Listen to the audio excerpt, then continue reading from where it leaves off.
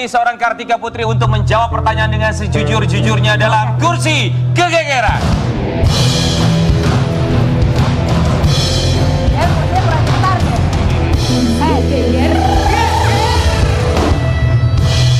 Habib udah komit gini biar ayo doain istrinya ya Bib ya. Pertanyaan pertama, siapa inisial artis yang pernah ketahuan ngomongin Kartika Putri di belakang? Nggak tahu, nggak mau ambil pusing. Inisial. Ngomongin aku? Iya. Dia ketahuan sama Karput. Hah? Nggak tahu ah. Nggak tahu. Nggak tahu. Nggak pernah nginget dan nggak mau ambil pusing. Nggak mau ambil Gak pusing. mau inget dan gak mau Tapi ada ambil nggak? pusing. No name. Karput dia ngomongin lo di belakang tahu. Kebanyakan akun bodong yang ngomongin dia. Iya, kalau teman-teman kan pasti langsung ngomong itu teman yang baik. Iya, betul. Ya. Pertanyaan selanjutnya. Karena kalau teman-teman artis kan sibuk kerja. Betul. Ya, Sibuk cari betul duit. banget. Iya. Biarin aja lah ya. Pertanyaan selanjutnya. Kalau Habib Usman minta izin untuk poligami, apa respon Kartika Putri? Jujur ikhlas dari hati. Jujur. Ya gak mau ya lah. Wani Bib. Itu aja responnya. Kalau Habib minta poligami itu bukan hal yang Allah haramkan, itu hal yang dibolehkan. Dan sebenarnya dalam Islam Habib itu sudah memenuhi syarat-syarat untuk berpoligami. Lantas. Kalau aku mau fair ya, secara ilmunya beliau punya, adab akhlaknya terhadap istri beliau punya, rezeki insya Allah beliau juga cukup gitu. Tapi alhamdulillah alaminnya adalah kita ada namanya qobla jawad dari awal, bahwa aku manusia yang fakir ilmu, yang tidak siap untuk dipoligami dan tidak akan mampu. Dan alhamdulillahnya kemarin juga di Arafah beliau juga bilang bahwa insya Allah kalau Allah izinkan dan Allah ridhokan, aku akan menjadi istri satu-satunya sampai akhir hayat. Alhamdulillah. Amin. Satu Indonesia bilang amin. Amin ya rabbal alamin. Oke, pertanyaan ketiga Yang kayaknya bagus nomor 4. nomor 4. Nomor 3 Dewi Persik aja yang baca silakan. Ya, aku nggak berani nomor 3. Maaf ya sayang, ini soalnya dari situ. Iya nggak apa-apa, aku tahu kreatifnya dia. Kan gampang. Kalau dia juga aku maklumin nggak marah sama kreatifnya. Kenapa? Karena ada bujas ya maksa ya. Pertanyaan ketiga, tanggapan Kartika Putri yang disebut netizen sok suci. Ya. Lebih baik kita menjadi orang yang sok suci daripada sok ahli maksiat. Aku setuju. Setuju. Ayo. Pertanyaan berikutnya, kalau harta Habib Usman tidak seperti sekarang dan ada pria yang mendekati kamu, kamu akan... Ini mohon maaf banget nih Pak ya sebelumnya ya. Iya, Waktu Inyong masih gadis ya, dulu belum dikawinin sama Habib Usman. Yang kaya-kaya banyak Pak. Oh, tapi... Iya. Lah Habib Usman juga rumahnya di kampung Pak, di puncak. Iya. Rumahnya juga nggak tingkat, sederhana ya. Ya Inyong mau aja ya. Rezeki mah nggak kemana ya Pak. Bagus, berarti jiwanya memang bukan ke harta ya. Iya, iyalah. Ini yang terakhir. Sebutkan ini harus jujur ya. Apa sih ini? Ini harus Sebutkan inisial artis yang pernah hutang ke Kartika Putri, tapi gaya di media sosialnya sangat sosialita. Oh banyak kayak gitu loh. Harus disampaikan jujur si A, si Fulan. Sebaik-baiknya manusia adalah yang menjaga aib manusia. Iya juga. Berarti ada. Nggak ada. Wah luar Kan biasa. gini, kalau buat Habib ngajarin istri kalau ya. buat aku gini ya, apa ya, Habib juga selalu ngajarin kalau seandainya mau meminjamkan orang itu namanya bukan ngutangin, tapi ngasih. Ngasih betul. Karena kalau kamu berharap utang, maka orang itu akan menjadi musuh kamu. Benar. Iya. Gitu. Jadi ketika kita sudah meminjamkan, meskipun ijab kabulnya meminjamkan, tapi kita harus punya basic bahwa itu Betul. mengikhlaskan. Dari hati kita. Kayak Kak Dewi kalau nalangin Kak gimana? Udah buat kamu aja udah. Nah, jadi buat teman-teman artis. Nah, Ya, jadi yang mau teman-teman artis ngutang yang pilihannya ini. 2, kalau nggak Karput Dewi Persik. Ya. Ya. Baik, terima kasih banyak buat Kartika Putri sudah menjawab Terima kasih, pertanyaan dengan kejujuran dalam kursi kegegeran. Dan berikutnya kita akan hadirkan ini keluarga yang juga sama-sama bahagia juga, dan kita berharap semoga semakin bahagia dan selalu sakinah mawaddah warahmah. Amin. Di pagi-pagi ambiar kita akan hadirkan ini dia, ada Ahmad Fadli, ada Rani Fadli bersama Rafa, kedua dan buah hati, Atir. Rafa dan juga Atir.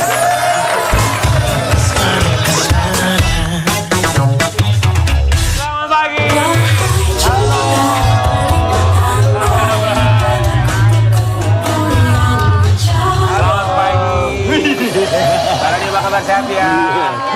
Selamat pagi, silakan.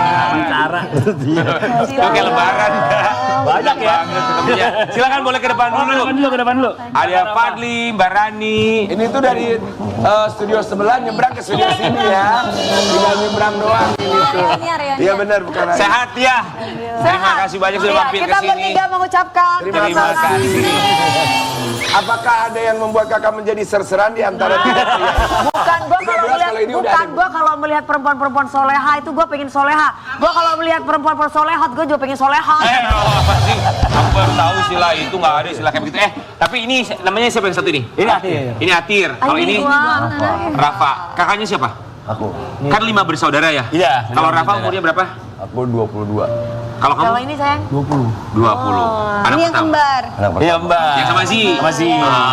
Oke, ya keluarga bahagia. Kita mau kasih lihat juga buat Amin, sobat ya Allah. Ambiar. Tapi namanya kehidupan kan tidak selalu lurus. Kadang Iya. di atas, kadang di bawah. Ada Betul. juga cerita, bukan hanya cerita manis, tapi juga cerita pahit. Termasuk yang pernah dialami oleh keluarga Fadli. Kita mau kasih lihat dulu buat sobat Ambiar.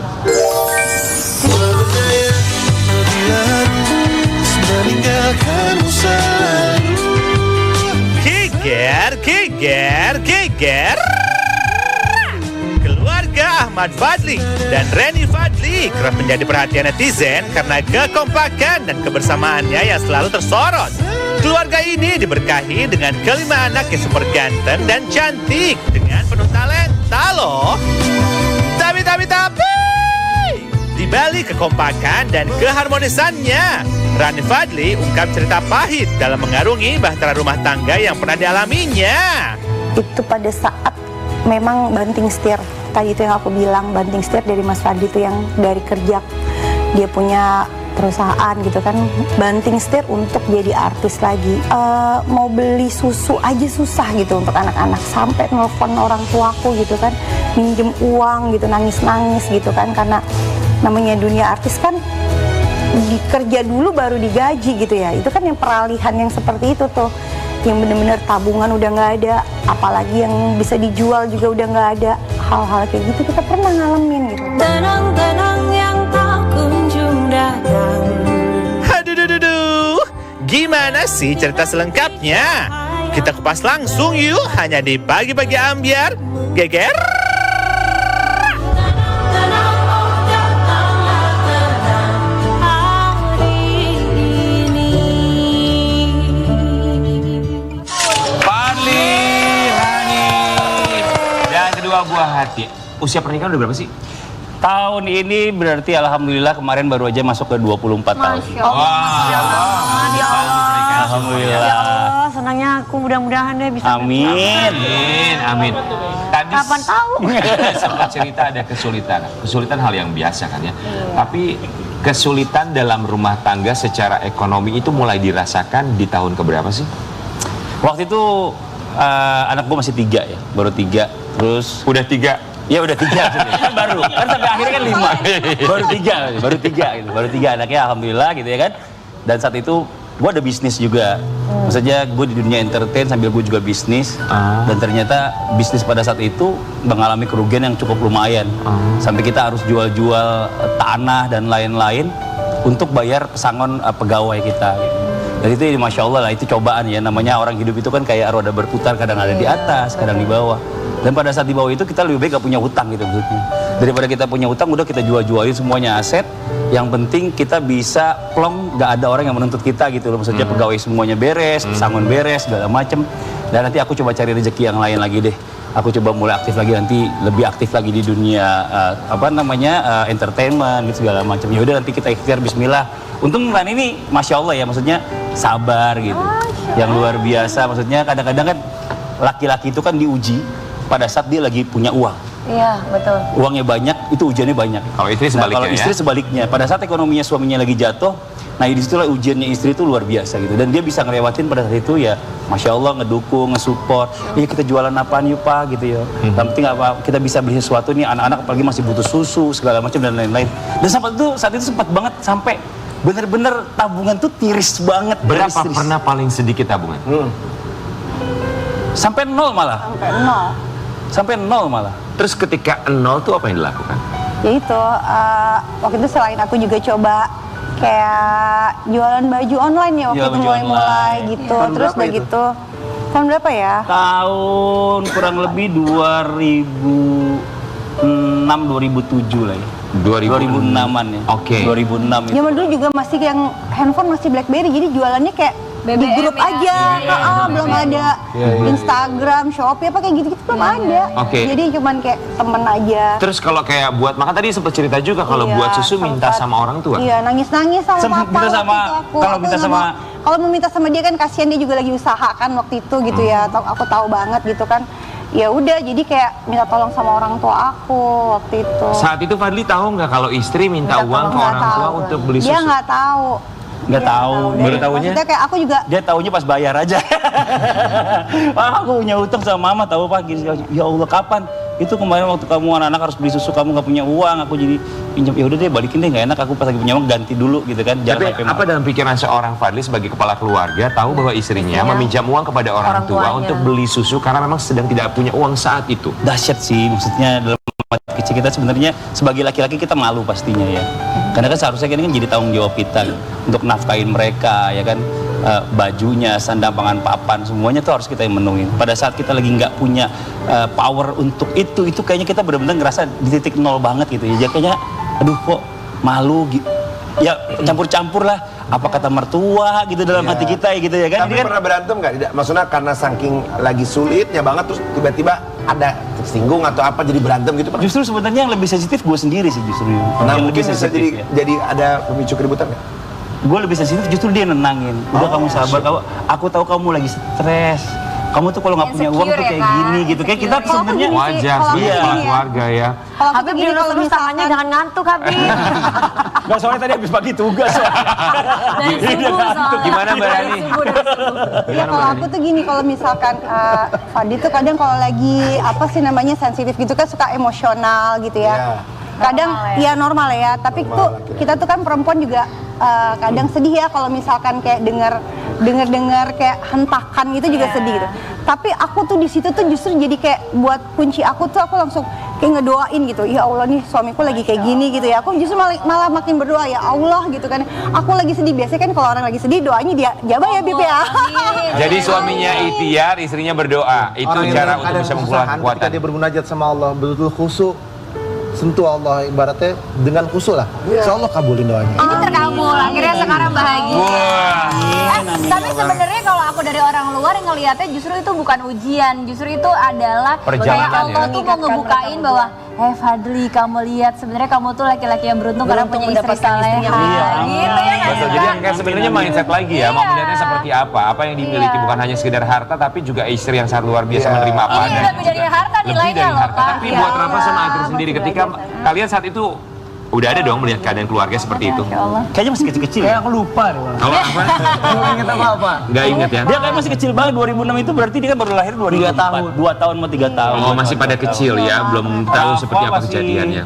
5 tahun kali, jadi benar-benar kayak masih ya udah masih semuanya bergantung sama papa mamanya banget. It's gitu. okay kalau dulu nggak good reckoning, tapi kan hidup kan berubah selama ada kemampuan sampai jadi good Usaha, reckoning dan ikhtiar. sekarang menjadi keluarga yang good looking. Kita bukan Amin. sama Atir ya. Dikaruniai 5 anak, Ahmad Fadli kerap disebut keluarga good looking. Lebarannya ya, Ini cewek. bagus banget seragamnya, ya Allah, keren deh. Coba buat Rafa sama Atir, mama, manggilnya mama papa? Iya. Mama papa tuh kalau oke buat anak pertama deh, seperti apa? Mama papa, kalau papa tuh lebih ke yang tegas orangnya. Justru kalau kita ada yang salah gitu, pasti papa yang selalu ingetin. Kalau mama tuh lebih yang kebalikannya justru. Jadi kalau misalkan kita ada salah, papa habis ngomelin, mama justru nenangin. Oh berarti bad copnya papa, good copnya mama? Iya, Kalau sebenarnya buat- dua-duanya bagus, baik, cuma Tujuannya baik. caranya gitu. Kalau buat Atir lebih dekat atau lebih nyaman untuk cerita sama siapa? Kalau cerita sebenarnya sama mama.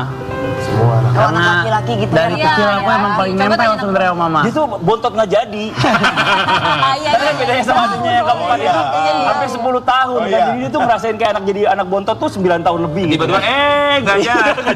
Tapi emang kalau anak laki rata-rata sama mamanya. Papanya tuh anak laki tuh semua sama ibunya. Tapi kalau buat Rafa sama Atir, kan sekarang udah dewasa dong. Pernah dimarahin tuh karena apa? Pernah dimarahin banget sama papa yang katanya tegas banget. Soal apa biasanya? Banyak kalau kayak gitu mah. Aku paling jatuh doang dari motor. Gara-gara papa udah capek-capek tuh motornya dibagusin, tiba-tiba nggak ada sebulan 2 bulan jatuh. Jadi motornya papa. Paling sering sholat sih, bangunin sholat. Oh, itu udah pasti wajib. ya. Kadang-kadang mereka udah nggak ngitung lagi itu karena memang udah jadi kewajiban. Masalah motor belum selesai ya. Masalah motor. Ya, diomelin sampai akhirnya hukumannya apa, Atir? Apa hukumannya? Suruh nabung. Nabung buat gantiin. Iya, dipotong. Kamu masih bagus. Dimarahinnya waktu jatuhin motor kan? Kamu? Kalau aku waktu itu main-main bedak lipstick. Kamu anak laki gak boleh. Haram. Bib, jelasin Bib. Kaum yang dilaknat sama Allah.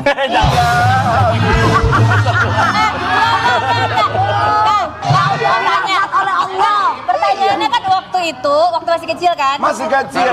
Dimarahin karena main make up. Ya Allah Bu, ini masih gede, masih main juga nih hari ini. Enggak, Karput, kita harus luruskan. Iya. Dulu bedak, sekarang mah udah enggak. Apa? BB cream. Lebih halus lagi ya. Tapi buat Istighfar. Astagfirullahaladzim, ya Allah ya Rabbi.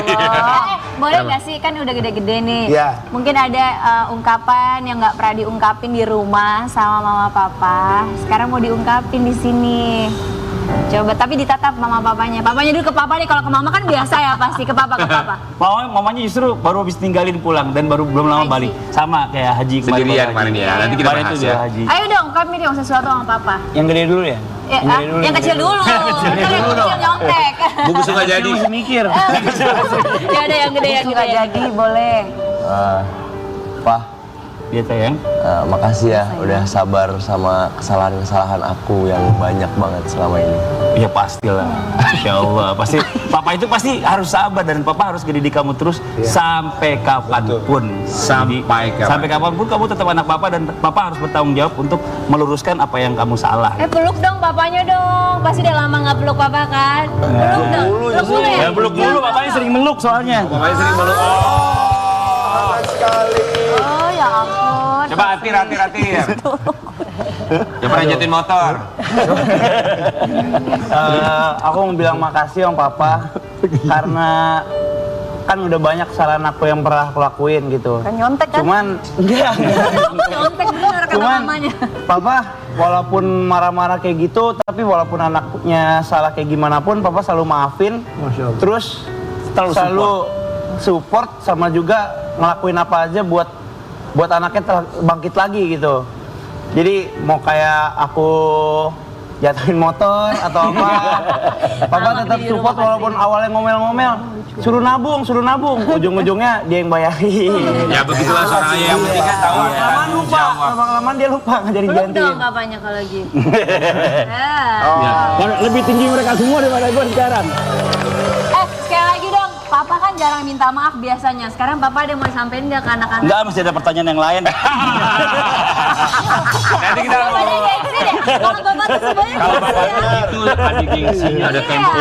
Gengsi Namanya luar biasa. laki-laki Nggak apa-apa, ya. nanti kita akan kasih kesempatan terlebih dahulu untuk berpikir mau ngomong apa ya, untuk mengungkapkan apa buat anak-anaknya. Cuman tetap masih sayang sama anaknya itu berlebihan. pasti, itu pasti. Tapi kita juga Udah bukan kalau ini kita setuju ya. Kita sama-sama. Sama-sama. Saya Gengsian kan? gengsi sama anak ya Oh, kan. iya. Di luar nangis. Oh iya. kalau bapak tuh kayak gitu. Coba kita bahas lihat dulu, ini ada pernyataan dari Aziz yang menjadi viral di media sosial, putri dari Fadli dan juga Rani, kembarannya Atir ya. Kita kasih lihat dulu. Motivasi lu pertama ikutan, gue mau audisi JKT48 karena kecintaan lu sama musik apa-apa berarti? Dipaksa mama, tiba-tiba jujur banget. tiba-tiba tuh didaftarin, terus udah tahap terakhir audisi harus datang, terus aku kayak kamu besok datang ya. Terus aku nangis malamnya kayak kenapa harus aku gitu. Sumpah aku nangis banget kayak kenapa harus aku gitu. Kenapa saat itu Mbak Rani memaksa seorang Z, kamu harus ikut JKT48? Dia soal tomboy banget, kayak laki kan, soalnya kan kakaknya cowok, Cowok di semua tengah-tengah kan, maksudnya kembarannya cowok, dari kecil main udah dicewek-cewekin, tetep laki banget gitu aku loh. kesinggung.